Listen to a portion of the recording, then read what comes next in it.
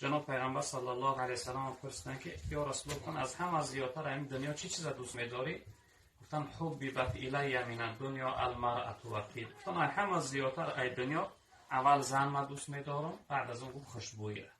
زن بسیار نعمتی بزرگه. جناب پیغمبر گفتن زن نیست فی دین شخصیت. در اصل انسان وقتی زن میگیره دینش کامل میشه، چون که یعنی انسانی کامل میشه، زندگیش آباد میشه. زن شخصیتی که برای انسان فرزند تولد میکنه، زن شخصیتی که محرم راز انسانه، یعنی همیشه در کنار انسانه، در غم شادی انسان شریکه.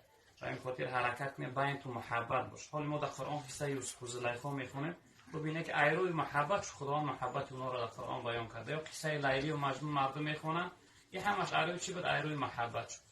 وقتی در زندگی محبت عشق باشه، زندگی شیرین میگذره، زندگی خوش میگذره، زندگی پرمعنا میگذره. و این خاطر حرکت می همسرهاتون دوست بداره، محبت. لایکی